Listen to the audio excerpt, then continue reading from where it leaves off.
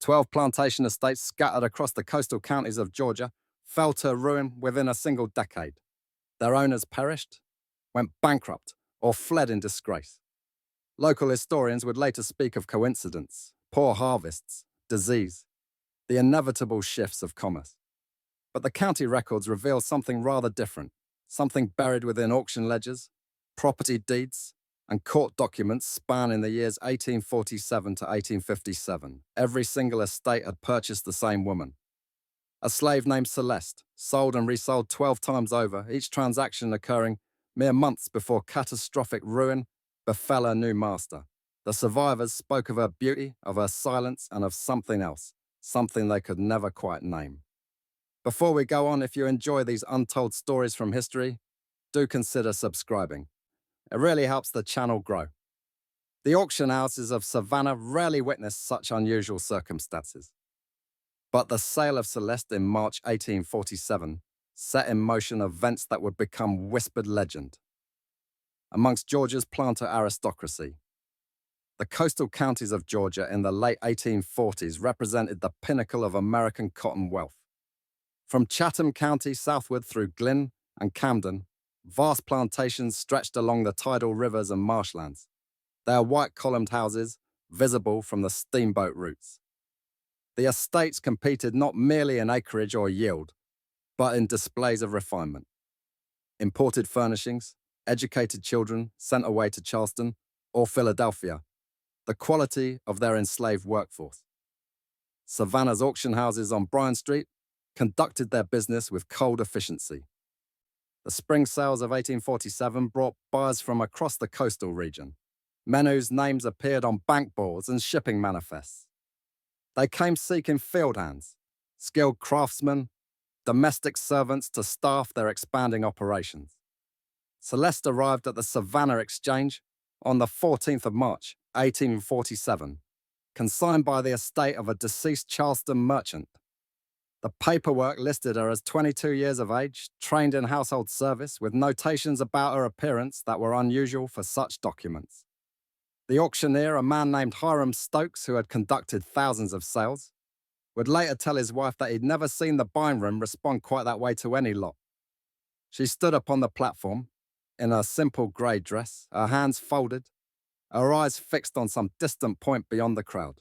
Men who attended auctions weekly, who prided themselves on shrewd evaluation of human chattels, found themselves unable to look away. Her features held that rare combination which transcended the usual categories of the trade.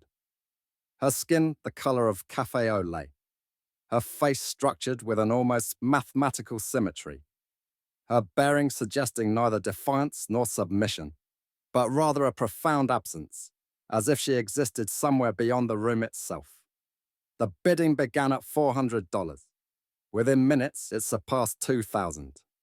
Colonel Marcus Fenwick of Fenwick Hall, one of the largest rice plantations in Chatham County, secured her for $2,300, a sum that drew gasps even from men accustomed to such transactions.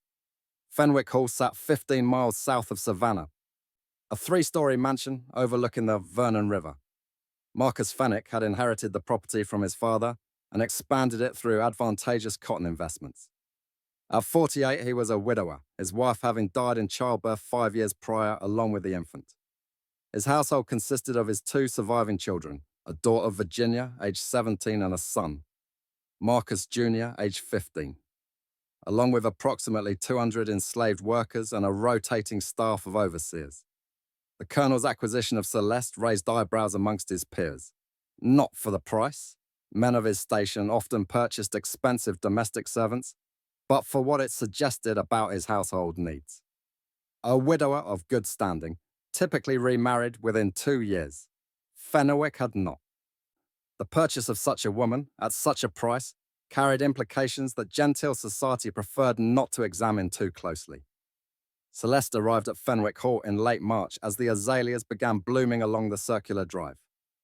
The head housekeeper, a free woman of colour named Mrs. Delacroix, who had managed the household for 20 years, recorded Celeste's arrival in a meticulous household ledger. The entry noted the date, the purchase price, and a single observation. Girl arrived. Placed in East Wing quarters. very quiet.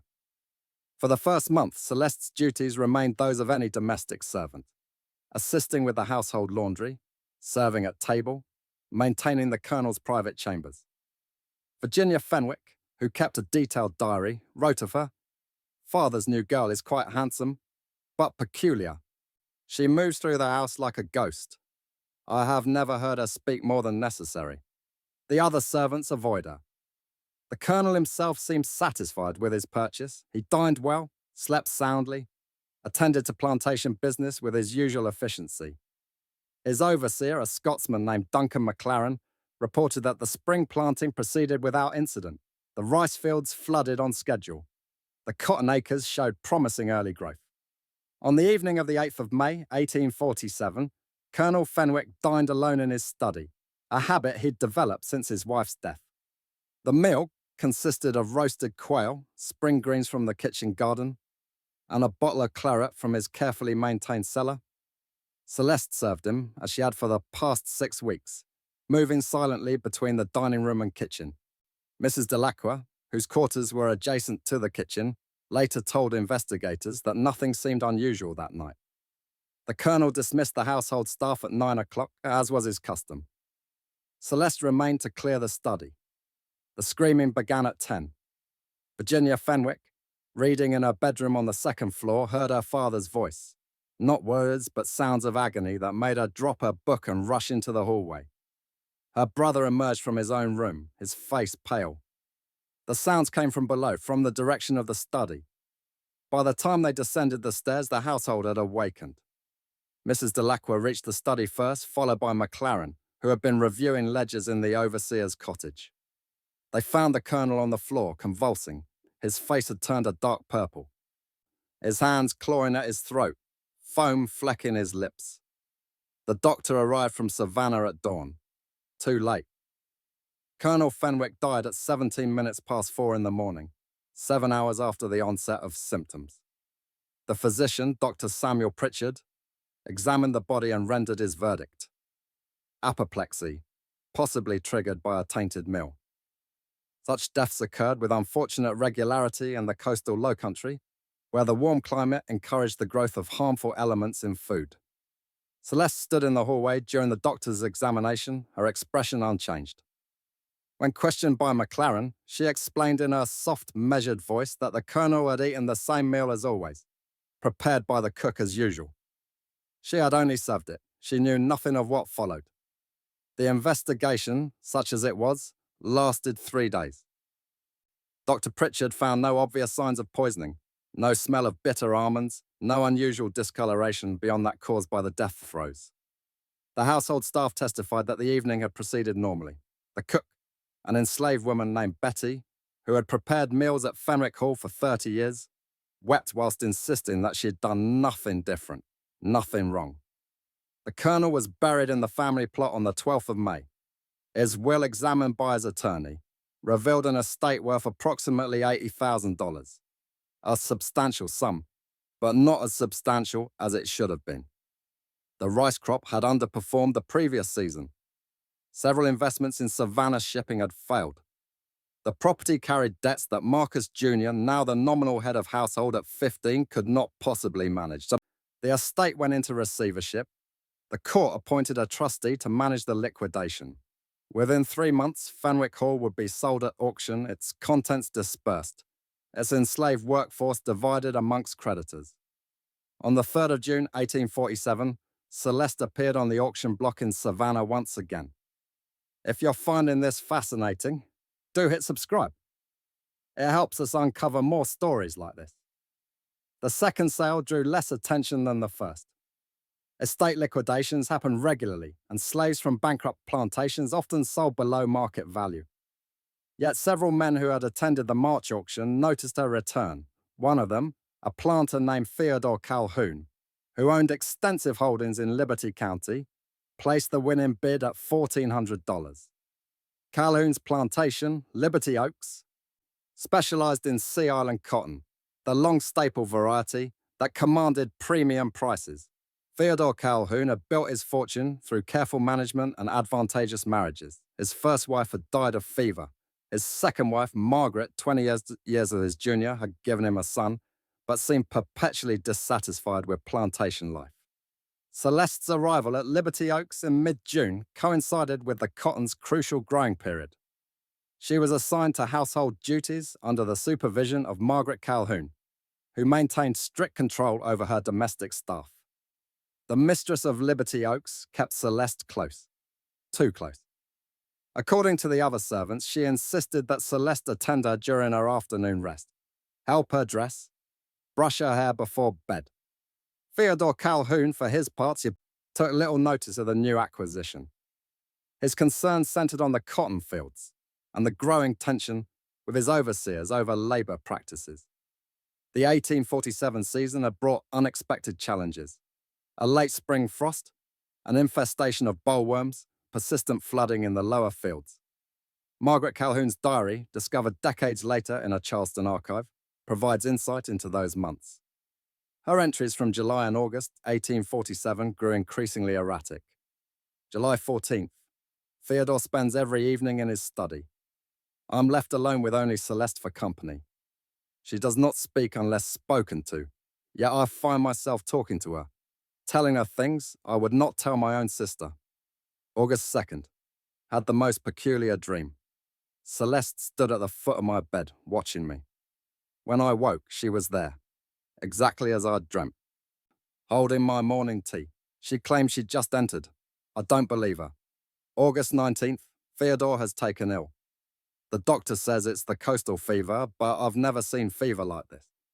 He refuses to eat, barely drinks, says the food tastes wrong, like metal.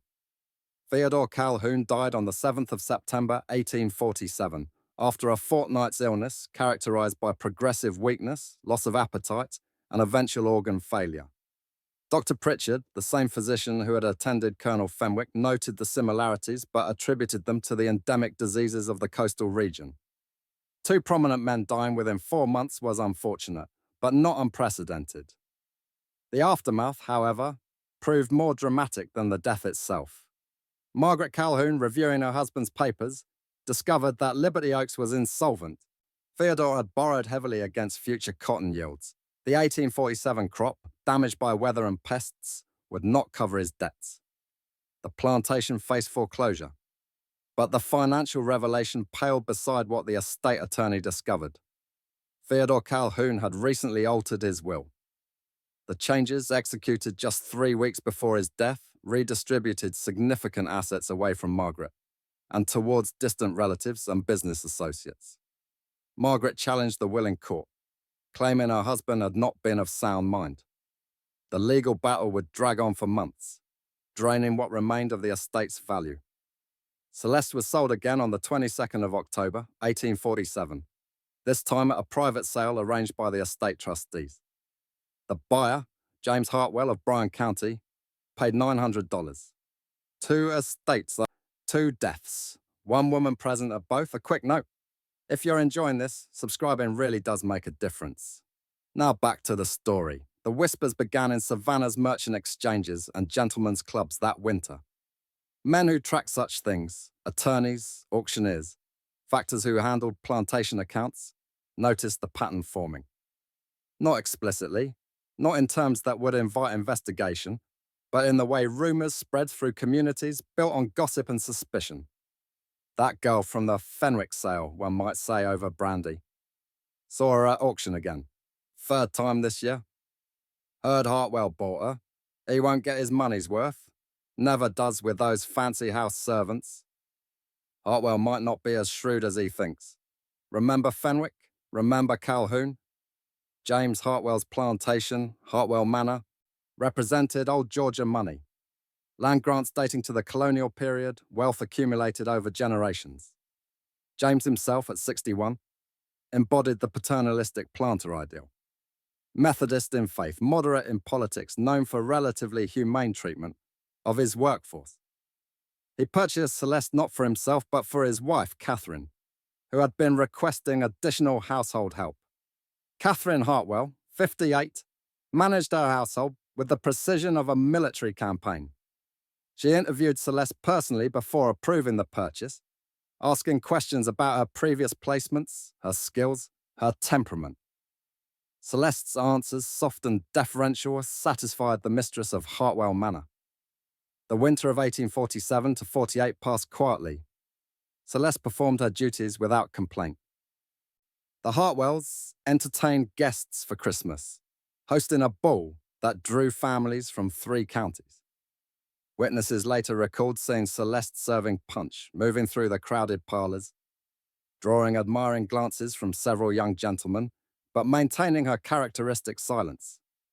January brought the first hint of trouble. Catherine Hartwell, always healthy, developed persistent headaches, then fatigue, then nausea that no remedy could alleviate. Dr. Pritchard, summoned from Savannah, diagnosed nervous exhaustion and prescribed rest and tonic. The symptoms worsened. By February, Catherine could barely leave her bed. She complained of numbness in her extremities, of a burning sensation in her stomach, of nightmares so vivid she woke screaming. James Hartwell, desperate, brought in specialists from Charleston and Augusta. They offered competing diagnoses: nervous disorder, latent consumption, a tumor of the stomach. Catherine Hartwell died on the 3rd of March, 1848, almost exactly 1 year after Celeste's first sale. The cause of death, as recorded by Dr. Pritchard, failure of the vital organs consistent with advanced nervous disease. James Hartwell, grief-stricken, retreated from social obligations. His cotton factor in Savannah began noticing irregularities in the plantation accounts, missing shipments, unpaid debts, discrepancies between reported yields and actual sales. An audit revealed systematic embezzlement by Hartwell's overseer, who had been siphoning funds for years. The overseer fled to Texas before he could be arrested. The plantation, already struggling with debt from Catherine's medical expenses, faced ruin. James Hartwell suffered what his physician termed a crisis of melancholy. On the 10th of April, 1848, he was found in his study, having consumed a fatal dose of laudanum. The estate sale occurred in May. Celeste appeared on the block for the 4th time. By the summer of 1848, the pattern had become impossible to ignore, at least for those paying attention. 3 estates ruined, 3 owners dead, 1 woman sold and resold at each location. Yet the legal system, built on precedent and evidence, found no grounds for investigation. Slaves changed hands constantly. Plantations failed regularly. Death was commonplace in the disease-prone coastal lowlands. But in the informal networks where planters' wives exchanged information, in letters, at church socials, during calls, Celeste's name began appearing with increasing frequency. Not in accusatory terms, which would have invited scandal and legal complications, but in cautious warnings disguised as practical advice. I heard the Trentham place bought that girl from the Hartwell estate. Such a shame about James and Catherine. The coastal fever is particularly bad this year. 4 times sold in 15 months. That's unusual, isn't it? Though I suppose there's always an explanation. My husband saw her at the Bryan Street auction house again. Beautiful, certainly, but there's something about the eyes. Empty, they say, like looking into a well. The 4th buyer, William Trentham of McIntosh County, dismissed such talk as superstitious nonsense. A Yale-educated man who considered himself above provincial prejudices, he purchased Celeste in June 1848 for $700. A bargain, he thought, for such a well-trained servant. His wife had recently died in childbirth, leaving him with 3 young children who needed supervision. Celeste assumed the role of nursemaid at the Trentham estate. The children, aged 7, 5, and 3, initially feared her silence, but she proved patient and capable. She fed them, dressed them, told them stories in a soft, barely audible voice. The eldest child, William Jr., would later recall that her stories were always about patience, animals who waited for the right moment, seeds that lay dormant through winter, rivers that slowly carved through stone. William Trentham, Sr., began experiencing financial difficulties within 2 months of Celeste's arrival. His cotton factor in Savannah discovered irregularities in the accounts. Shipments went missing. Buyers claimed they never received contracted deliveries. Trentham's overseer insisted the cotton had been shipped properly, but the documentation told a different story. In October 1848, a fire swept through Trentham's main cotton barn, destroying 3/4 of the year's crop. The local sheriff investigated and found evidence suggesting arson, rags soaked in lamp oil, hidden beneath loose floorboards. But the overseer had fled the night of the fire, and no other suspects emerged. Trentham, facing bankruptcy, began drinking heavily. His behavior became erratic. He accused his slaves of conspiracy, his factor of theft, his late wife's family of plotting against him. On Christmas Eve, 1848, he rode his horse into the swamps south of his plantation and did not return. They found his body 3 days later, drowned in 4 feet of water, his horse grazing peacefully nearby. The estate sale in February 1849 included Celeste as lot number 37. She sold for $500 to a consortium of 3 planters who jointly owned a rice operation in Camden County. If you've stayed with us this far, you're exactly the kind of viewer we make these for. Please do subscribe. The consortium arrangement represented an unusual business structure. 3 men, Thomas Beaumont, Richard Howell, and Samuel Yates, had pooled resources to purchase a large rice plantation along the Satilla River. They shared ownership, divided profits, made decisions collectively. Their joint purchase of Celeste was intended to staff the main plantation house, which all 3 families visited regularly. The arrangement proved disastrous from the start. Beaumont and Howell began quarreling over management decisions within weeks of Celeste's arrival. Yates, caught between them, grew increasingly withdrawn. By summer 1849, the partnership had deteriorated into bitter legal disputes. Each man accused the others of mismanagement, theft, sabotage. The rice crop failed that season, flooded by unusual summer rains that breached the carefully maintained dikes. An investigation suggested the dikes had been deliberately damaged, but no evidence pointed to any specific culprit. The 3 partners blamed each other. In September 1849, Thomas Beaumont was killed when his carriage overturned on the road between Savannah and his plantation. The accident occurred in broad daylight on a well-maintained road. The driver, who survived, claimed the horses had suddenly spooked, though nothing visible had frightened them. Richard Howell died of fever 3 weeks later. Samuel Yates, the surviving partner, immediately petitioned the court to dissolve the consortium. He sold his share of the plantation at a loss and moved his family to Augusta, telling friends he wanted nothing more to do with coastal rice farming. The plantation went to auction in November 1849. Celeste was sold separately. Her price had now dropped to $300. Her 6th buyer, Edmund Grayson of Glynn County, was a bachelor who maintained a small but profitable Sea Island cotton operation, 6 plantations, 6 owners destroyed, and we were only halfway through this nightmare. If this story has given you chills, share this with a friend who loves dark mysteries, and don't forget to subscribe. It really helps us tell more stories like this. Edmund Grayson considered himself too rational for superstition. When his factor in Savannah mentioned the rumors surrounding Celeste, Grayson laughed them off as the fevered imagination of bored plantation wives. He bought her in December 1849, specifically to prove that a well-run operation had nothing to fear from gossip. His confidence lasted exactly 4 months. The winter of 1849 to 50 began normally at Grayson's plantation, a modest 300-acre operation called Palmetto Grove. Grayson lived alone, except for his enslaved workforce of 43 people and an overseer named Jacob Turner. He prided himself on efficiency, keeping meticulous records of every expense and harvest yield. Celeste's duties at Palmetto Grove differed from her previous placements. With no wife or children to attend, she served primarily as Grayson's personal servant, maintaining his chambers, serving his meals, managing the household supplies.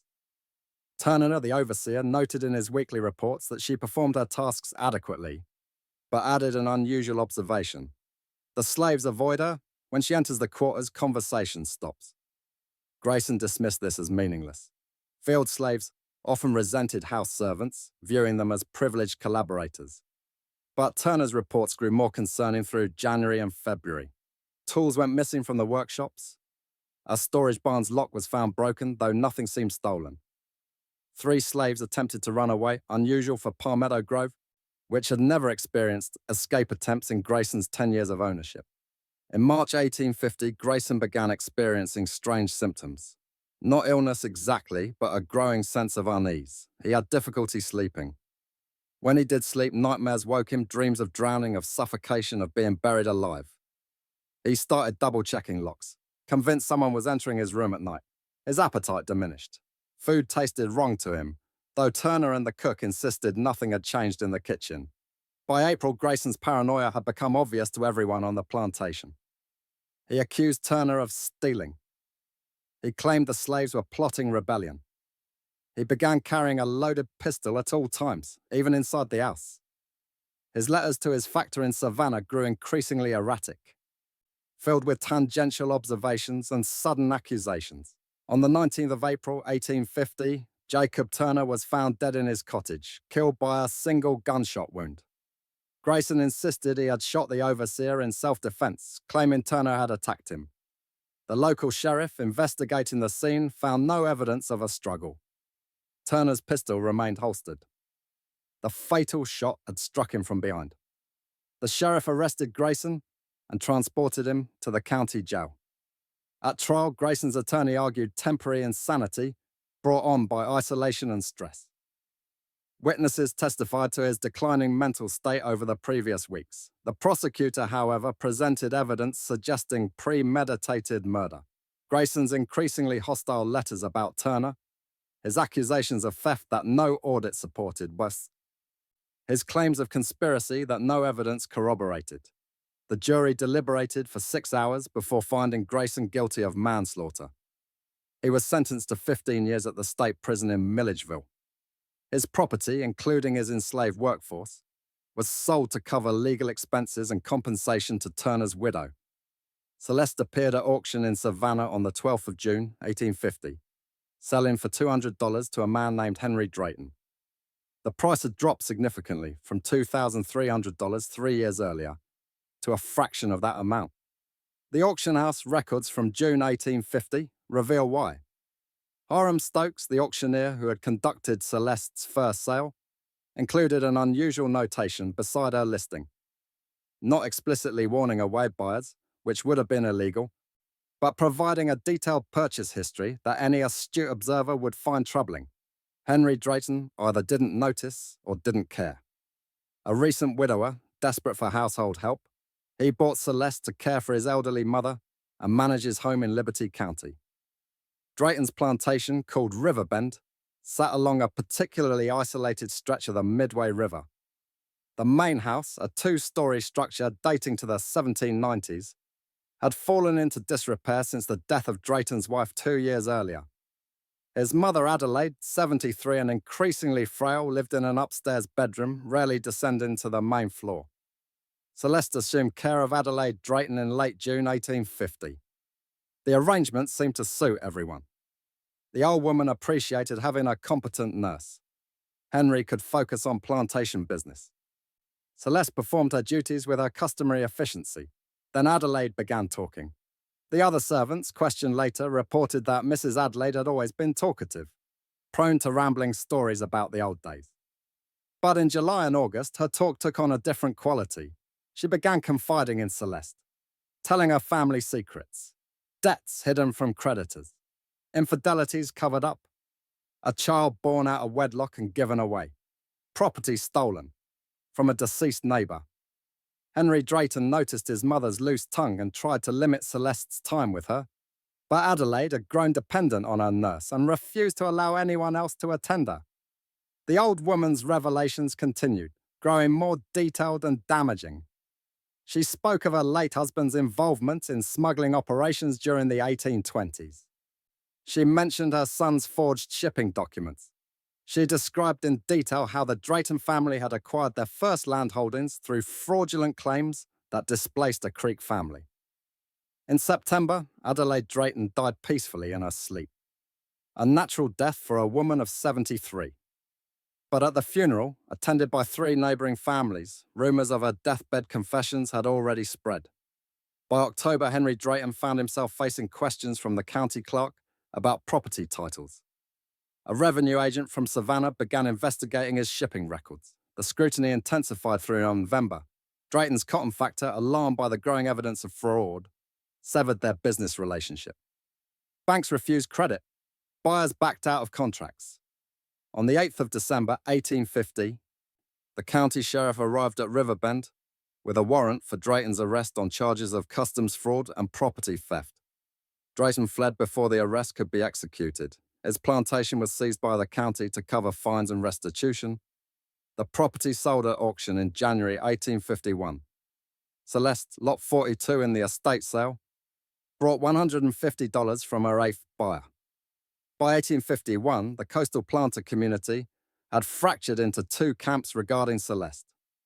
The first group, comprising older, more traditional families, viewed the entire matter as coincidental tragedy, the natural result of poor management, bad luck, and the general economic volatility of plantation agriculture. The second group, more numerous but less powerful, believed something darker was at work.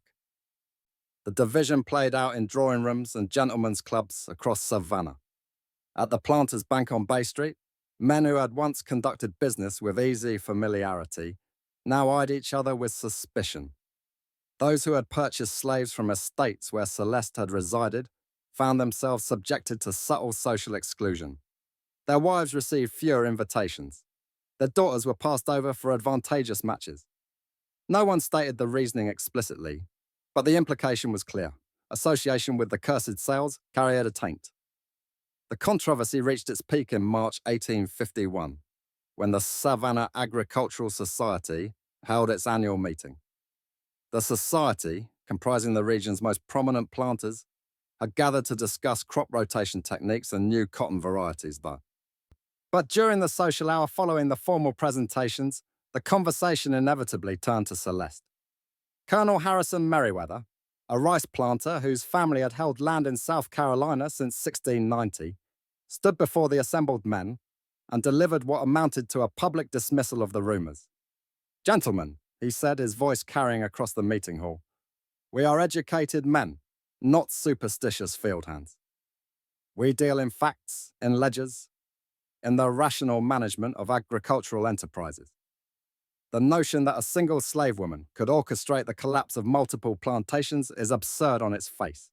These estates failed due to poor oversight, excessive debt, and the inherent risks of our business. Nothing more."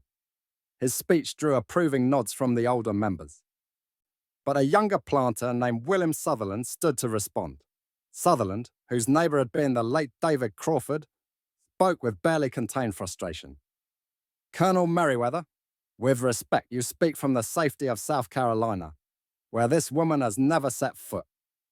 Those of us in the Georgia coastal counties have watched a pattern unfold that defies reasonable explanation.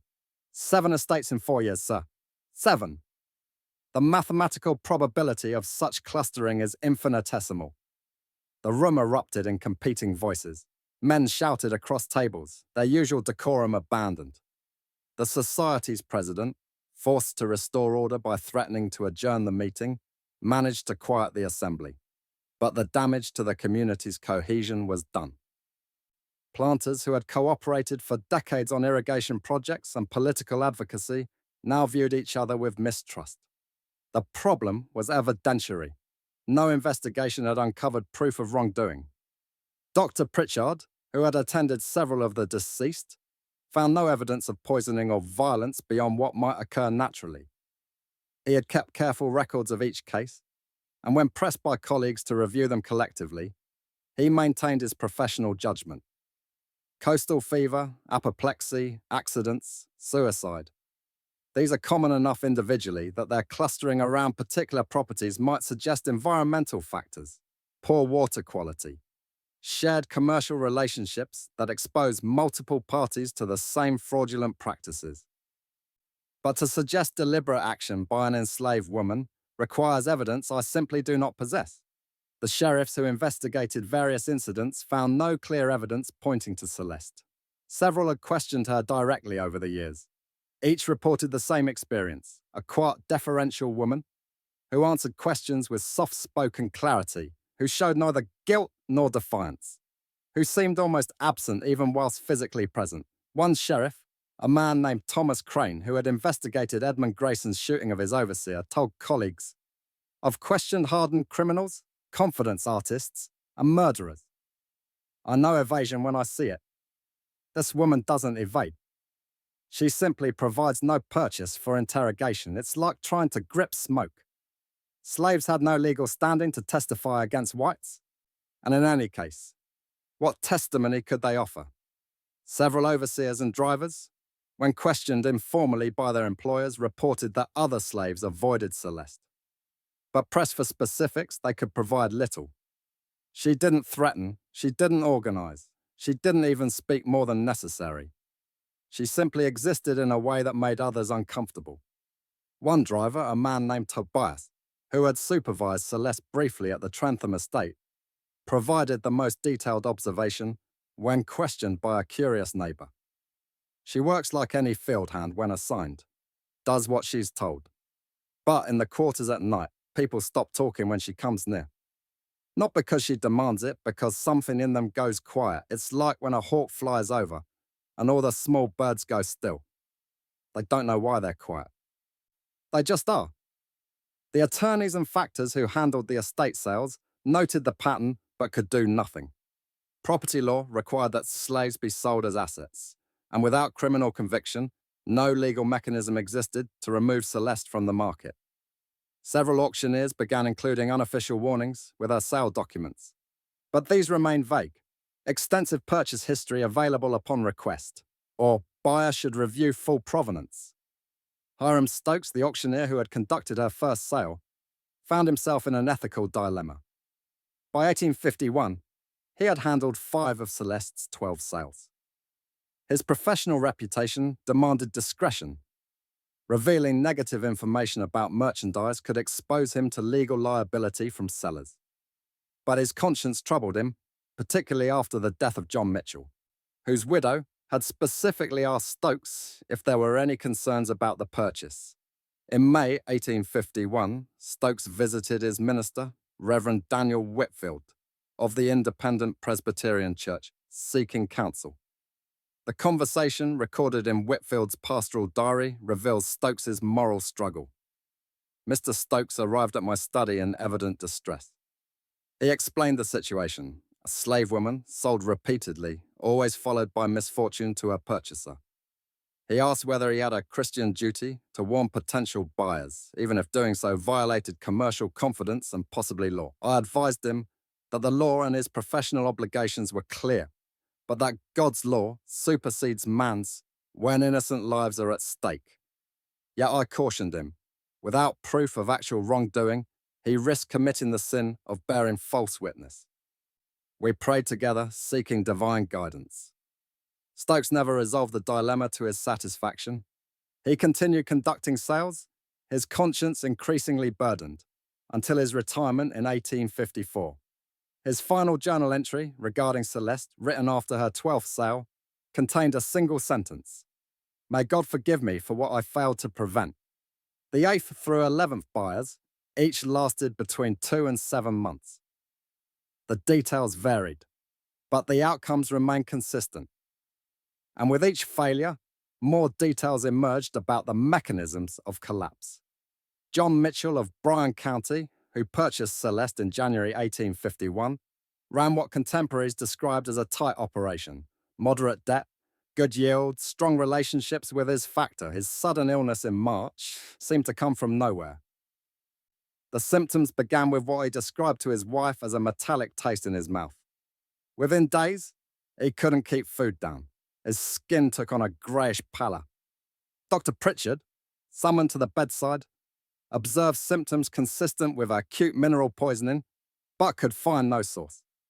Mitchell's factor, reviewing the plantation accounts during the medical crisis, discovered something Mitchell himself had apparently not known. His overseer had been conducting unauthorized business on the side, using Mitchell's slaves to clear land for neighboring properties, pocketing the fees and doctoring the time records to hide the theft. The scheme had been operating for at least 2 years. When confronted, the overseer fled, taking with him approximately $3,000 in embezzled funds. Mitchell died on the 28th of March, 1851. The funeral drew a large crowd. He had been well liked in the community, but the financial autopsy of his estate revealed systematic theft that should have been detected by any attentive owner. His widow, forced to sell the plantation to satisfy debts, made a bitter observation to her sister in a letter. John was not a fool, yet he was made foolish. He stopped checking the ledgers, stopped watching the overseers, stopped maintaining the vigilance that had built his fortune. It was as if something had distracted him, pulled his attention elsewhere. David Crawford of Camden County, buyer number 9, provided perhaps the clearest example of the pattern. A meticulous record keeper who maintained daily journals of plantation operations. Crawford's entries from spring and summer, 1851, show a man gradually losing his grip on business fundamentals. His journal from April, shortly after purchasing Celeste, contains typical entries. Detailed notes on planting schedules, weather observations, records of slave health, financial calculations. By May, the entries grow less focused, more philosophical. He writes at length about the nature of property, the moral complications of slavery, the question of whether souls can be owned, even if bodies can be. In June, he stops recording plantation business entirely. His entries become personal reflections, almost stream of consciousness observations. One entry from late June reads, "She watches me at dinner. Not obviously, she serves the meal, clears the plates, does exactly as instructed. But there's a quality to her presence that makes me aware of myself, of my actions, of what I represent. It's not being observed by history itself. I find myself thinking about things I've pushed aside. The families I've separated through sales, the children I've traded away from their mothers, the bodies I've worked until they broke. These are simply the operations of agriculture, I tell myself. But under her gaze, they become something else." By July, Crawford had stopped maintaining his daily oversight. His overseer reported to a concerned neighbor that Crawford spent hours in his study, writing in his journals, or simply staring into space. The barn fire that destroyed his cotton crop occurred on the 23rd of July, whether through accident, sabotage, or simple neglect of proper fire precautions remained unclear. Crawford made no attempt to rebuild. He sold the property at a loss and moved to Charleston, where he lived in boarding houses supported by a family charity until his death in 1856. Robert Bennington of McIntosh County, a rice planter who bought her in October 1851, maintained his composure longer than most. A former military officer who had served in the Seminole Wars, Bennington prided himself on discipline and emotional control. He assigned Celeste to field work, kept her under constant supervision, and showed no obvious signs of the psychological deterioration that had affected Crawford. Yet his own letters reveal subtle changes. In November 1851, he wrote to a cousin in Virginia, "The coastal climate affects men's minds, I think. The constant humidity, the fever seasons, the isolation of plantation life. These things wear on one's rationality. I find myself entertaining thoughts I would have dismissed as nonsense during my military service. Not supernatural thoughts precisely, but rather an acute awareness of how precarious our entire system is, how dependent on the cooperation of those we've enslaved, how vulnerable we are to their resentment." In December, Bennington was found drowned in his own rice field. The water was only 3 feet deep. An experienced planter and former soldier, he should have easily saved himself. The inquest ruled accidental death, suggesting he had slipped on the muddy bank, struck his head, and fallen unconscious into the water. But the overseer who found the body noted something odd. Bennington's boots were unlaced, his coat unbuttoned, as if he had been preparing to enter the water deliberately. Charles Hartford of Glynn County, the 11th owner, who purchased Celeste in January 1852, lasted 6 months before his complete mental collapse. Hartford's descent was witnessed by his brother, Marcus, who lived on an adjacent property and visited frequently.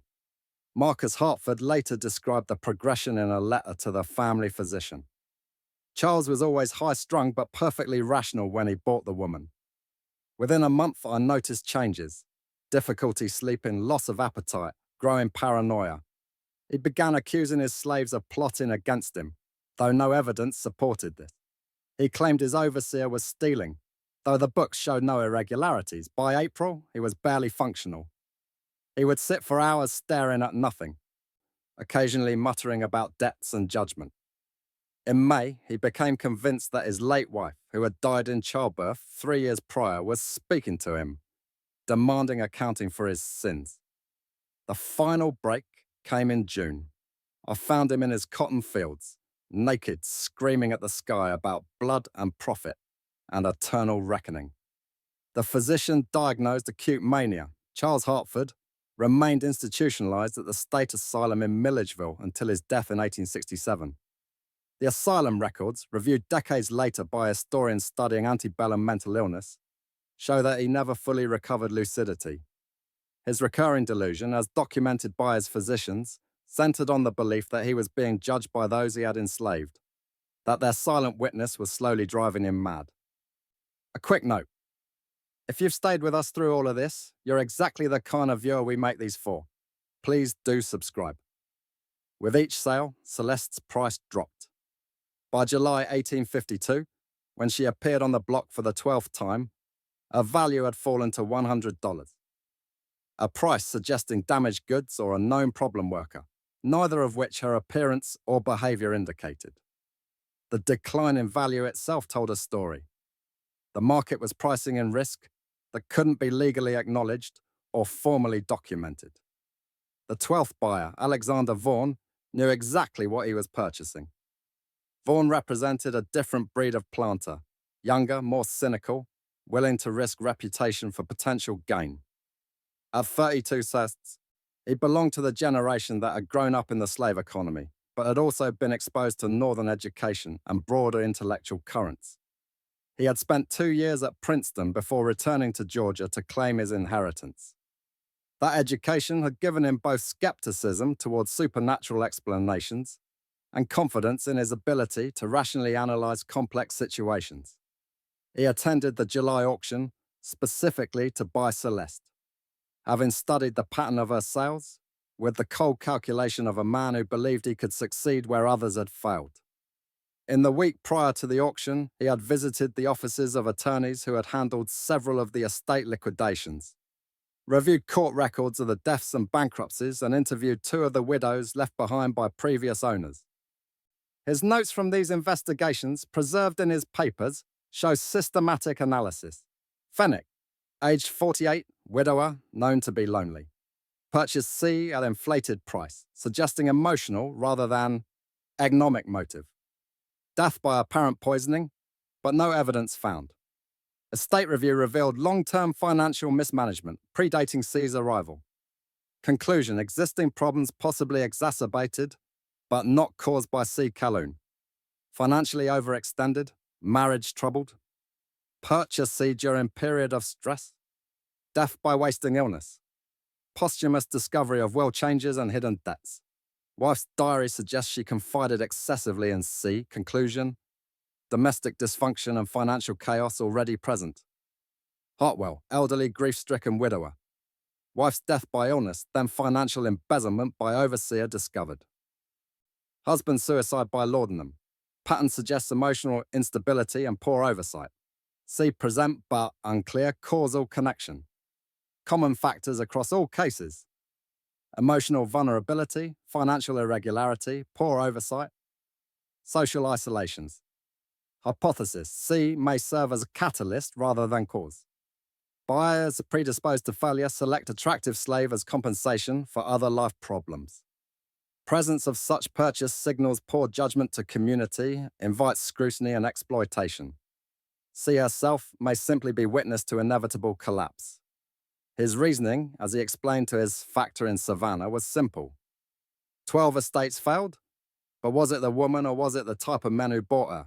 Every single buyer was either old, financially insecure, or emotionally compromised. I am none of those things. I'm 32, debt-free, and I have no illusions about the nature of property. If there's a problem, I'll identify and eliminate it. If not, I've acquired an asset at a 20th her original value. Vaughan's plantation, Blackwater Point, occupied 2,000 acres of prime cotton land in Liberty County. He had inherited the property at age 25 and had spent 7 years modernizing operations, implementing new cultivation methods he'd learned about in agricultural journals, maintaining strict financial discipline. His enslaved workforce numbered over 300.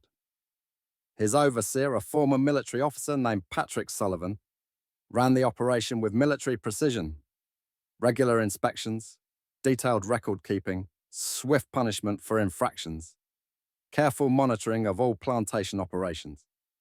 The two men had served together briefly during the Mexican War, where Sandin had been a lieutenant and Sullivan a sergeant. Their relationship combined friendship with clear hierarchical understanding. Sullivan respected Vaughan's intelligence and deferred to his judgment. But he also felt free to offer frank counsel when he believed his employer was making mistakes. When Vaughan announced his intention to purchase Celeste, Sullivan objected. So I don't care about cursed stories or superstition, but I do care about patterns. This woman is connected to 12 business failures. Maybe it's coincidence, maybe not. Either way, buying her marks you as either foolish or arrogant in the eyes of the commercial community. Your reputation is your credit. Don't risk it for a $100 field hand. Vaughan had considered the advice and rejected it.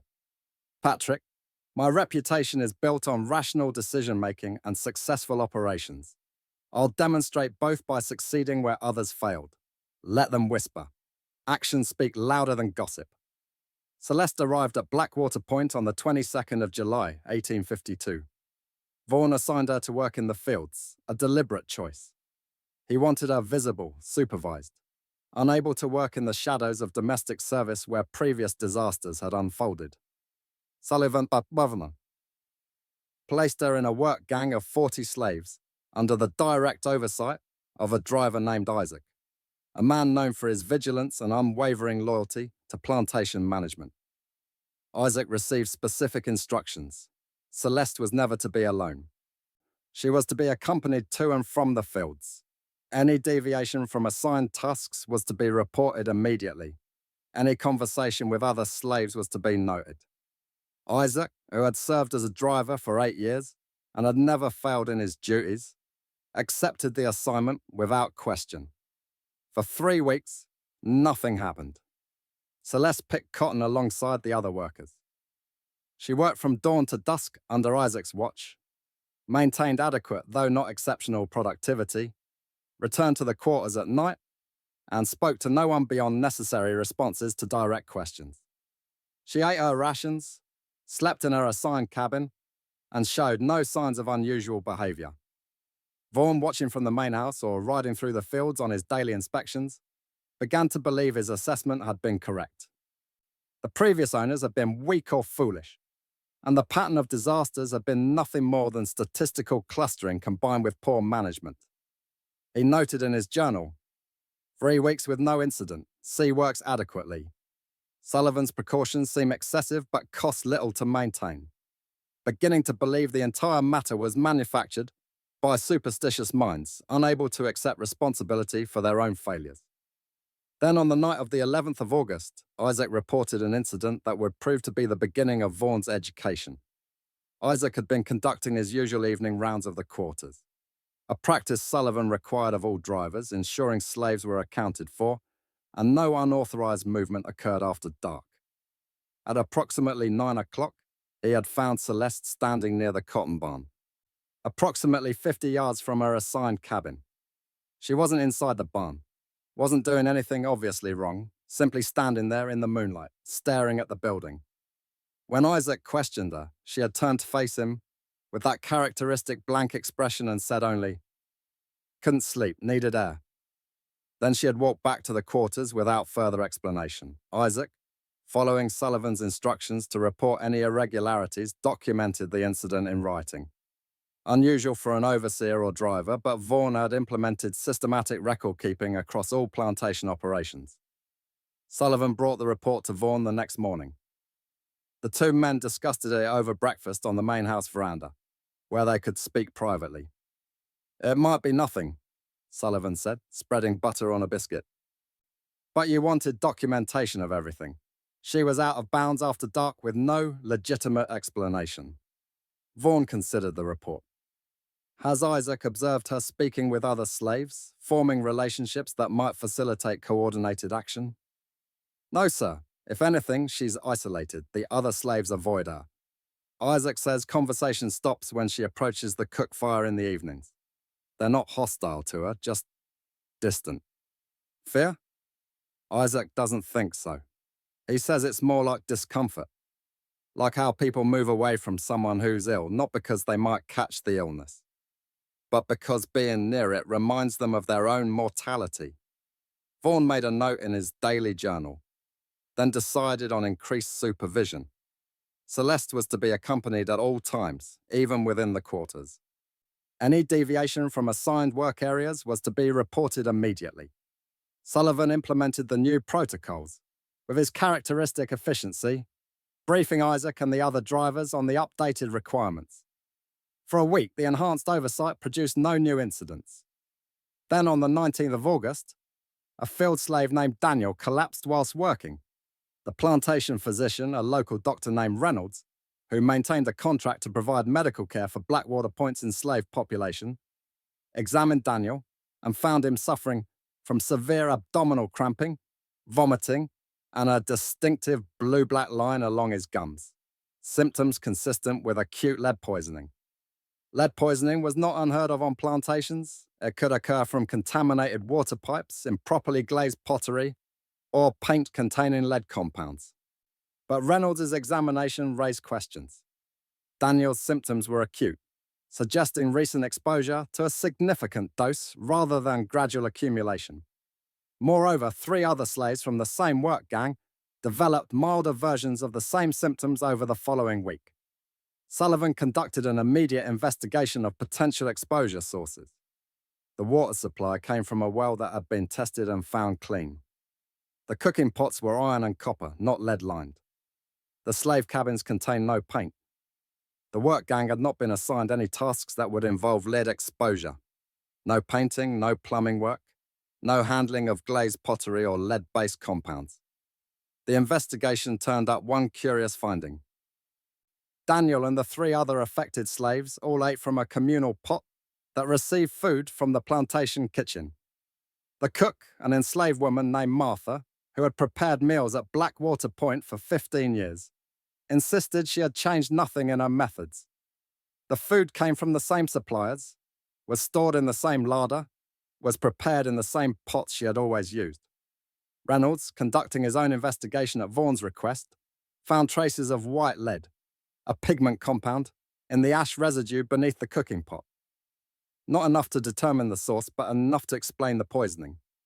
Someone had introduced lead into the food preparation, either by contaminating the raw ingredients or by adding it during cooking. Martha, interrogated by Sullivan, wept and swore she had done nothing wrong. She had prepared thousands of meals without incident. She had no access to lead compounds. She had no motive to poison workers whose labor she depended on for her own survival. Sullivan, who had known Martha for years, believed her. The kitchen was secured. New procedures implemented for food preparation with direct oversight. The affected slaves slowly recovered. But the incident had achieved something significant. It created unease amongst the enslaved workforce. If their food could be poisoned, if danger could come from communal pots they all shared, then no one was safe. The cohesion and routine that allowed a large plantation to function began to fray at the edges. On the 25th of August, Vaughan's prize breeding bull, a valuable animal worth over $500, was found dead in its pen. The bull, a massive creature imported from South Carolina specifically for breeding purposes, had shown no signs of illness the previous day. The livestock handler, a slave named Jacob who had tended the animal since its arrival, found it dead at dawn when he came to provide morning feed. Reynolds, called to examine the carcass, could identify no obvious cause of death. No visible wounds, no signs of poisoning, no evidence of disease. The animal simply stopped living. Reynolds' best guess was heart failure, though bulls of that age rarely died of cardiac issues.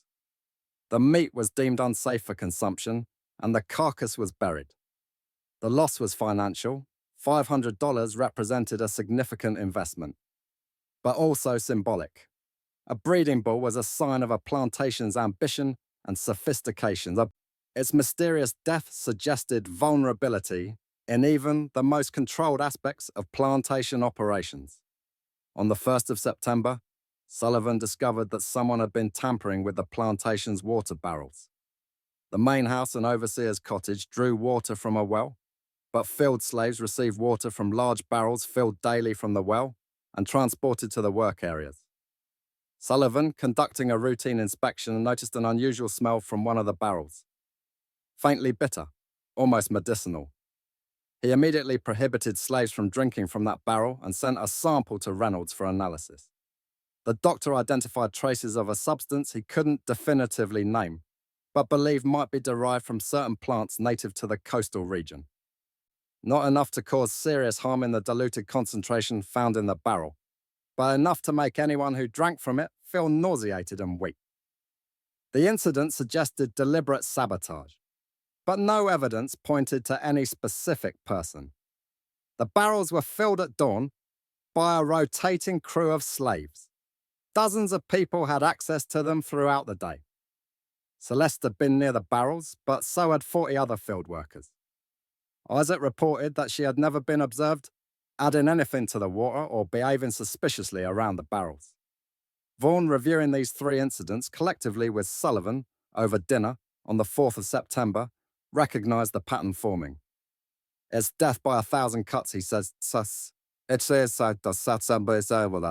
Pushing his plate away, his appetite gone. Nothing catastrophic enough to warrant outside intervention or investigation, but each incident erodes trust, creates paranoia, diverts attention from regular operations. The slaves become suspicious of their food and water. I become suspicious of the slaves, and everyone becomes suspicious of everyone. Do you think it's her? Sullivan asked bluntly. Vaughan hesitated before answering. I think she creates an environment where these things become possible, or perhaps more accurately, where they become inevitable. A plantation runs on routine, on trust, or at least on reliable fear and coercion. Once that erodes, once people start questioning what they eat and drink, once they start seeing threats in every shadow, the system becomes unstable. And unstable systems find ways to collapse. So what do we do? Vaughan made a decision that several previous owners had lightly considered, but never executed. He would confront Celeste directly. The confrontation occurred in Sullivan's office on the morning of the 5th of September, 1852. The office, located in a building separate from both the main house and the slave quarters, provided privacies for difficult conversations.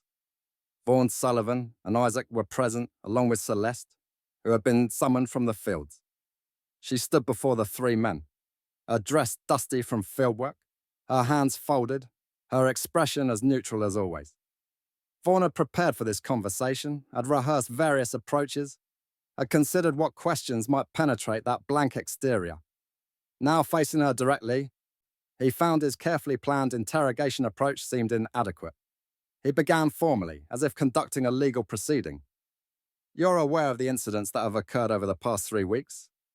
The poisonings, the dead bull, the contaminated water. Celeste's voice, when she finally spoke, carried that soft, measured quality that all her previous owners had noted. Yes, sir. Do you have any knowledge of how these incidents occurred? No, sir. Have you observed anyone tampering with food, water, or livestock? No, sir.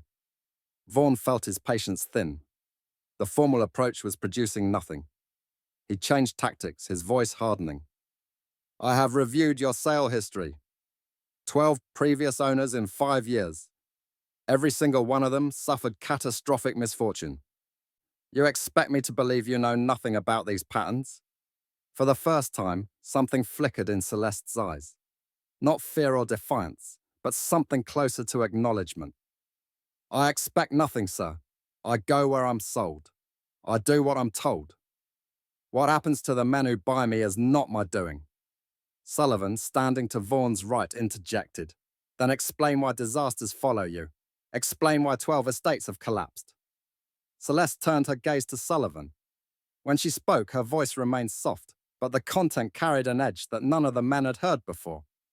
I don't need to do anything. You do it to yourselves. The room went silent. Vaughan leaned forward in his chair. Explain that statement. Celeste's eyes moved to some point beyond the men's shoulders. That characteristic habit of looking through rather than at her interrogators. Every man who bought me saw something he wanted. Not a worker, not a servant, something else. And that wanting made them blind. They stopped watching their overseers.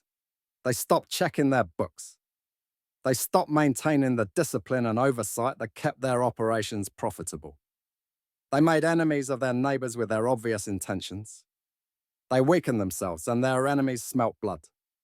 Their overseers stole from them. Their slaves resented them. Their creditors questioned their judgment. I just waited. I always just wait. Sullivan moved to strike her for insubordination, but Vaughan held up a hand, stopping him. Vaughan asked another question, his voice carefully controlled. What about the poisonings here at Blackwater Point? The dead bull, the contaminated water? Are you claiming you had nothing to do with those incidents? Celeste's expression didn't change. Your slaves hate you, not me specifically, all of you. They hate the system you built. They hate that their children can be sold. They hate working from dawn to dark for your profit. They hate having no future but more of the same. I don't need to poison anyone. Some of them will do it themselves when they see an opportunity. Some of them will sabotage equipment or kill livestock just to strike back at you in the only way available to them. Your overseer steals from you because he knows you'll never trust him fully. So he takes what he can whilst he can. Your neighbors wait for you to fail so they can buy your land cheap. I don't create these conditions. They already exist. I'm just aware of them. The implications hung in the air. Vaughan felt a chill run through him, despite the warm September morning. What Celeste was describing wasn't supernatural or even particularly mysterious. It was systematic analysis of the structural weaknesses inherent in the plantation system itself.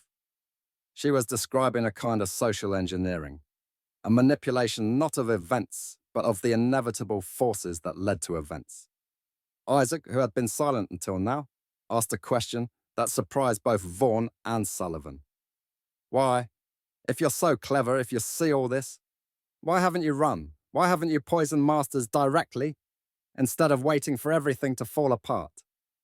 Celeste turned her attention to Isaac, the first time she had looked directly at any of them. Running gets you caught and killed. Poisoning gets you caught and killed. But watching, waiting, being present whilst proud men make the mistakes that proud men always make, that keeps me alive. That keeps me moving. Every time an estate collapses, I get sold. Every time I get sold, I start the pattern again. I've outlasted 12 owners in 5 years. How many field hands can say that? How many survive even 5 years of your tender care? The room fell into uncomfortable silence. Vaughan found himself facing an unexpected realization. Celeste wasn't insane, delusional, or supernaturally empowered. She was coldly, brutally rational. She had identified a survival strategy within the slave system and executed it with precision. By being purchased by vulnerable men, by becoming a visible symbol of their weakness and poor judgment, by simply existing as a catalyst, she had ensured her own continued survival whilst watching her owners destroy themselves. Vaughan ordered Celeste removed and locked in the plantation jail, a small brick building used to punish serious infractions. As Isaac led her away, Vaughan and Sullivan sat in silence for several minutes. Finally, Sullivan spoke. What do we do with her? Vaughan didn't answer immediately. He was thinking through the implications of what Celeste had revealed. Finally, he said, we need to conduct a complete audit of plantation operations. Everything. Books, overseers, supplies, slaves, neighbors, creditors. If she's right, if the system contains the seeds of its own collapse, then we need to identify and eliminate every vulnerability before they're exploited. The investigation that followed over the next fortnight was the most thorough examination Blackwater Point had ever undergone. Vaughan and Sullivan reviewed every ledger entry from the past 3 years. They interviewed every driver and trusted slave about plantation operations. They inspected every building, every piece of equipment, every supply store. They met with Vaughan's factor in Savannah to review his commercial relationships. They consulted with his attorney about his legal standing. They even invited a neighboring planter, a man named Robert Weston, who had always been friendly, to provide an external assessment of the operation. What they discovered shocked Vaughan, though in retrospect it shouldn't have. Sullivan had been systematically embezzling for at least 18 months. Not large amounts that would trigger immediate detection, but small percentages skimmed from various accounts. Supply purchases inflated by 5%, slave clothing budgets padded by 10%, tool acquisitions marked up beyond actual cost. Sullivan had been clever, spreading the theft across multiple budget categories, ensuring no single discrepancy would be obvious. But the cumulative impact amounted to approximately $4,000 of missing funds. When confronted with the evidence, Sullivan initially denied it, then claimed he deserved the extra compensation for his competent management, then finally admitted the theft with something approaching defiance. "You inherited wealth, Alexander. I earned every dollar I have through blood and sweat. Yes, I took some. Yes, I plan to take more. Was I wrong? By the law, certainly, but by natural justice? I managed this plantation for you whilst you played gentleman farmer. I made you wealthy. I took a percentage for myself." Vaughan felt genuine pain at the betrayal. Sullivan had been more than an employee, had been something approaching a friend. But the law and business necessity left no room for sentiment. Sullivan was dismissed, arrested, and prosecuted. He served 2 years in the state prison before dying of fever in 1854. The investigation revealed other problems. 2 field slaves, brothers named Samuel and James, confessed to contaminating the water barrel. Not on Celeste's orders, not even with her knowledge, but because they had overheard Sullivan and Vaughan discussing selling them south as punishment for low productivity. They had acted out of desperate fear, hoping to cause enough disruption to prevent the sale or at least draw attention to their situation. The deadbolt, as best as Reynolds could determine, had indeed died of natural causes. An undiagnosed heart defect that might have killed the animal at any time. Its timing had been coincidental, though its symbolic impact had been real. The lead poisoning remained partially mysterious. The most likely explanation, according to Reynolds, was accidental contamination from an old paint storage area near the kitchen, from which white lead powder might have been carried by wind or inadvertently transferred by someone who had been in that area. Martha, the cook, recalled that repairs had been done to the kitchen roof in mid-August, and workers had stored equipment near the old paint supplies. The contamination, whilst dangerous, was likely unintentional, but the most damning revelation came not from the internal investigation, but from Vaughan's inquiries in Savannah. His factor, meeting with him privately, revealed something Vaughan had not known. The speculation about his purchase of Celeste, the rumours of his intentions, had damaged his reputation in the commercial community. Factor firms that had previously been eager to handle his cotton were now cautious. A bank that had been considering extending him credit for expansion had withdrawn the offer. Business associates who had previously sought his partnership on various ventures had quietly distanced themselves. "You're seen as reckless, Alexander," his factor explained, his discomfort obvious. "Buying that woman after what happened to the others.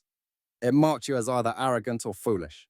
Successful men in our community don't need to prove themselves by courting obvious danger. They exercise prudent judgment. By acquiring her, you suggested you lacked that prudence."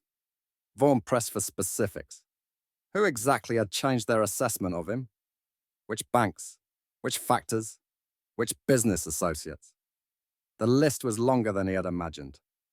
The damage to his reputation was real, measurable, and potentially lasting. He had not been poisoned or sabotaged directly.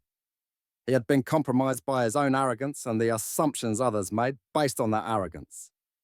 The mere presence of Celeste, with her notorious history, had marked him as someone whose judgment could not be fully trusted. And in a business environment built on trust and reputation, that marking was potentially as destructive as any physical sabotage. Vaughan spent 3 days considering his options. He could sell Celeste, passing her to a 13th owner, and continuing the pattern. He could work her literally to death, a practice that was not uncommon with troublesome slaves. He could attempt to rehabilitate his reputation whilst keeping her, hoping that successful operations would eventually overcome the stigma of the purchase. Or he could do something no previous owner had considered. On the 18th of September 1852, Alexander Vaughan went to Savannah and spoke with his factor, his attorney, and his banker. He confessed his error in judgment, not in buying Celeste per se, but in failing to anticipate the reputational consequences. He dismissed Sullivan and brought in a new overseer whose reputation for honesty was unimpeachable. He sold several marginal properties to cover the losses from Sullivan's embezzlement and to demonstrate financial strength to his creditors. He restructured his operations, implementing new oversight protocols and inviting regular external audits to demonstrate transparency. Then he did something that shocked everyone.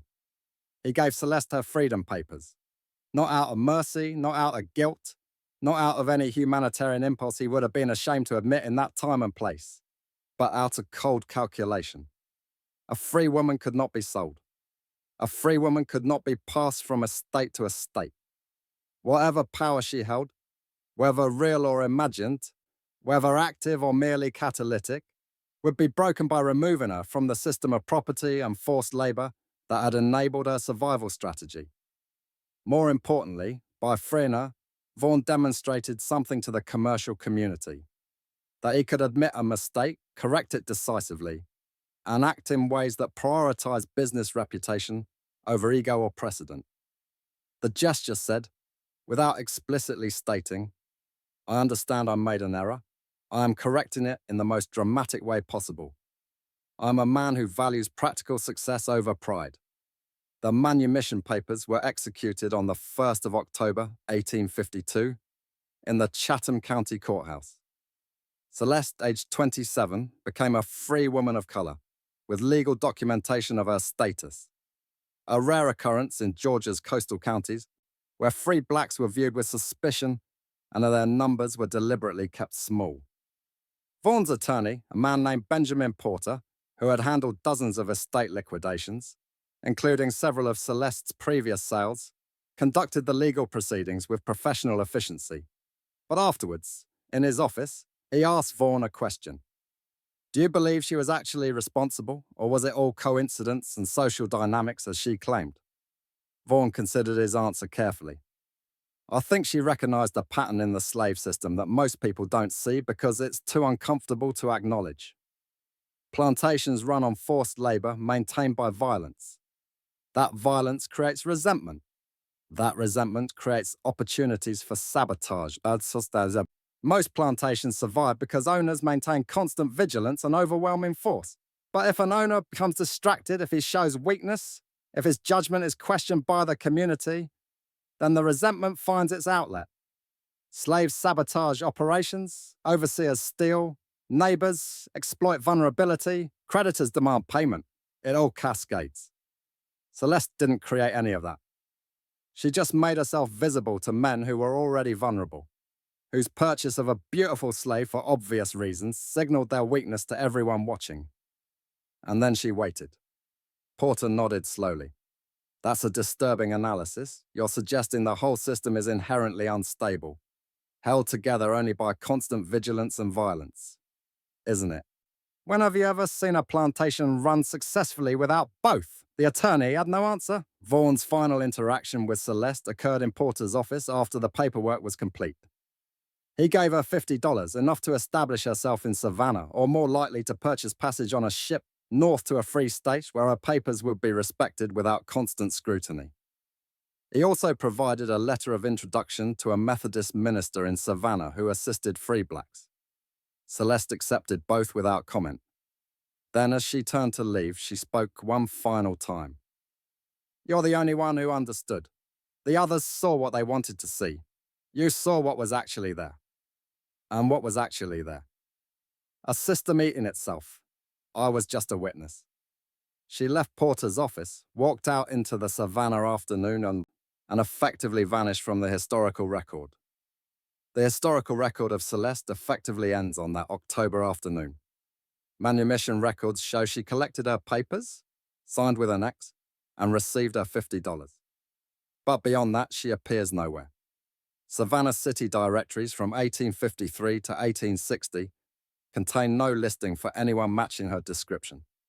She appears in no census records, no church rolls, no land deeds or business licenses. The Methodist minister Vaughan referred her to Reverend James Caldwell, noted in his records that she visited his church once in October 1852, but never returned. Several historians have attempted to trace her fate. The most thorough investigation, conducted in 1932 by a graduate student studying free blacks in antebellum Georgia, found only dead ends. Ship's passenger manifest from Savannah in late 1852 included several freed slaves heading north, but none named Celeste. The records of free black communities in Charleston, Philadelphia, and Boston contain no matches. She simply disappeared. One possibility, suggested by several researchers, is that she changed her name. Freed slaves often adopted new names to mark their change in status. Without knowing what name she chose, tracing her becomes nearly impossible. Another possibility is that she traveled to a northern state or Canada, where records were less systematic or simply haven't survived. A darker possibility, acknowledged but unverifiable, is that she died shortly after gaining her freedom, from disease, accident, or violence, in a period when free blacks faced constant danger. The most intriguing clue comes from an unlikely source.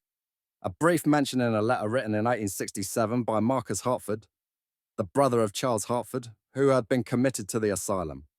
Marcus, writing to a cousin in Philadelphia, mentioned, "I happened to be in Charleston on business and saw a woman I could swear was the one who attended Charles before his breakdown. She was working as a seamstress in a shop near the wharf. Appeared to be managing quite well. I did not approach her. What would I say? She gave no sign of recognizing me, and I thought it best to let sleeping dogs lie. If the woman Marcus saw was actually Celeste, then she survived at least 15 years after her freeing, established herself in a trade, and successfully built a life in freedom. But the identification was uncertain, and Marcus admitted he had only seen her a few times 15 years earlier, and no corroborating evidence exists. 12 plantations had fallen, 12 men had been destroyed, some by death, others by bankruptcy, madness, or legal prosecution. The total economic damage exceeded $500,000 in 1852 currency, equivalent to perhaps $15 million today. More than 3,000 enslaved people have been displaced by the estate sales and foreclosures, families separated, lives disrupted. Communities have been damaged by the loss of established estates that had provided economic stability and social structure for decades. And what of Alexander Vaughan, the one who broke the pattern? His story provides the epilogue to this dark chapter. Blackwater Point continued operating until 1861. Vaughan, having learnt hard lessons from the Celeste affair, implemented systematic reforms. He brought in a new overseer with unimpeachable credentials. He instituted regular external audits. He maintained meticulous records that were reviewed quarterly by an independent accountant. He cultivated relationships with other planters based on mutual transparency rather than competitive secrecy. He rebuilt his reputation through consistent, demonstrable competence. The plantation prospered. Cotton yields increased. Financial stability returned. By 1860, Blackwater Point was considered one of the best managed operations in Liberty County. Vaughan had not only survived the test that had destroyed 12 others, he had emerged stronger. But the Civil War would render all such successes meaningless. When Georgia seceded in January 1861, Vaughan faced a choice. He could remain and defend the plantation through the coming conflict, or he could sell whilst the market still functioned and relocate to a safer region. Unlike many planters who believed the war would be short and Southern victory certain, Vaughan's experiences had taught him to assess situations realistically. He saw what was coming. In March 1861, he sold Blackwater Point to a consortium of planters for $180,000. A good price considering the circumstances. He moved to New York City, where he invested his proceeds in banking and railroad speculation. The city's business community, less concerned with Southern social codes than with capital and competence, accepted him based on his track record and financial resources. Vaughan married in 1863 to the daughter of a New York merchant family. They had 4 children, all of whom survived to adulthood, a rarity in that era. He diversified his investments, served on the boards of 2 banks and a railway company, and became modestly prominent in New York business circles. His Georgia past was known, but not emphasized. The war had created many displaced Southerners seeking to rebuild in northern cities, and Vaughan was neither the most nor the least successful amongst them. He lived to age 76, dying peacefully in his Manhattan townhouse in 1896. His obituary in the New York Times ran to 3 paragraphs, noting his business achievements and charitable donations, but making no mention of Georgia, of plantation life, or of Celeste. The respectful brevity suggested a man who had lived a successful but not particularly remarkable life. But his private papers, donated to Columbia University by his granddaughter in 1923, revealed that Vaughan had never forgotten the lessons of 1852. Amongst his documents, filed carefully in a folder marked Business Philosophy, was a letter dated November 1852, written to a friend in Charleston who had inquired about the Celeste affair. The letter reads in part, "You ask me why I freed her when I could have sold her south and been rid of the problem with profit besides. The answer is more complex than you might imagine, and I've spent considerable time contemplating it. First, practically, her presence had marked me as a man of poor judgment in the eyes of my commercial partners. That marking was worth more than her sale value. By freeing her dramatically, I demonstrated willingness to admit error and correct it decisively, traits valued in business. But second, and more importantly, she was never the poison. She was the mirror. Every man who bought her saw what he wanted to see, a beautiful slave to possess, to control, to use as compensation for whatever was lacking in his life. And that desire, that naked want, revealed them to their communities, to their families, to themselves. It made them vulnerable. It made them targets. Men who are visibly vulnerable in our system do not survive long. Their slaves recognize weakness and exploit it through sabotage. Their overseers recognize distraction and steal. Their neighbors recognize opportunity and maneuver to acquire their property cheaply. Their creditors recognize instability and demand immediate payment. It all cascades and cascades quickly. Celeste didn't create any of that. She just had the patience to wait for the inevitable collapse and the intelligence to position herself in situations where collapse was likely. I freed her because keeping her would mean I'd learnt nothing. She taught me that our entire economic system, plantations, slavery, the whole edifice runs on a knife's edge. It functions only when owners maintain absolute control, perfect vigilance, ruthless efficiency. Any weakness, any distraction, any visible human failing, and the system turns on itself. This is not a sustainable model. I don't say this from any moral position. I leave that to the abolitionists and preachers. I say it as a businessman assessing a system's long-term viability. What we've built in the South is impressive in scale, but inherently fragile. It requires constant violent enforcement. It creates enemies of those it depends on. It punishes human weakness, which all humans possess. I suspect, though I will not live to see it, that their whole system will eventually collapse under its own contradictions. Not because slaves will successfully revolt, they're too outnumbered and outgunned, but because the vigilance required to maintain the system will eventually exhaust those doing the maintaining, or because economic pressures will make slavery unprofitable compared to wage labor, or because external political forces will dismantle it.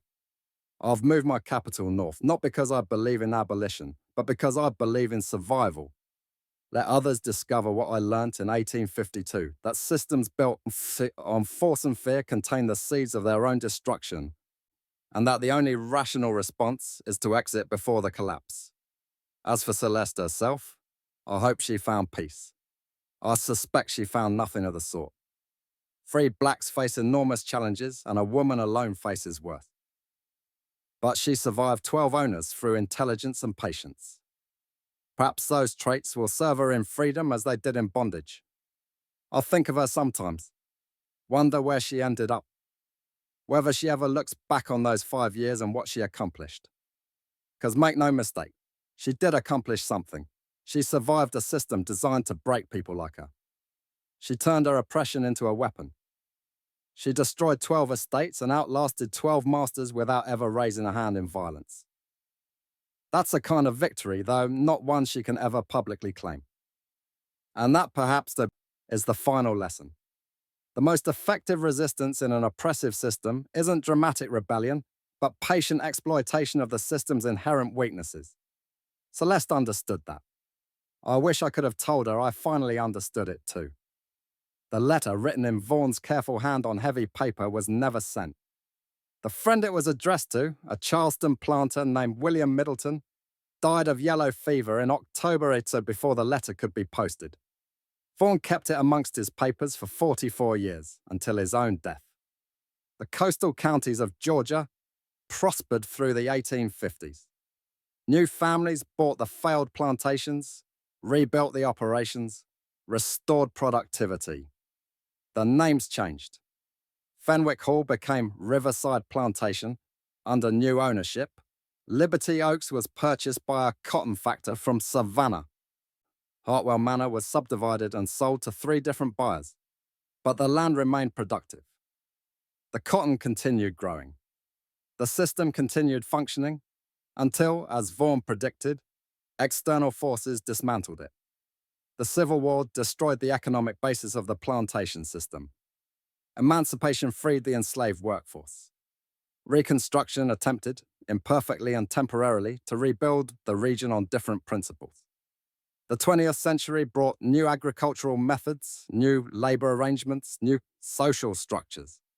The 12 estates touched by Celeste became cautionary tales whispered amongst planters during the brief period between 1852 and 1861. Not tales of supernatural vengeance or divine judgment, but something more disturbing: the recognition that the system they had built contained within itself the seeds of its own destruction. That recognition, uncomfortable and usually suppressed, lingered in the minds of men who depended on that system for their wealth and status. But mostly they chose not to think about it. Easier to blame bad luck, weak, weak. Men, unfortunate coincidences. Easier to maintain the fiction that the system was stable, sustainable, divinely ordained. Easier to continue as they always had, vigilant against external threats whilst remaining blind to the internal contradictions that would eventually bring the whole structure down. Celeste, wherever she ended up, whatever name she took, whatever life she built in freedom, remains a mystery. The historical record tells us she existed, that she passed through 12 estates in 5 years, that she was present for 12 collapses.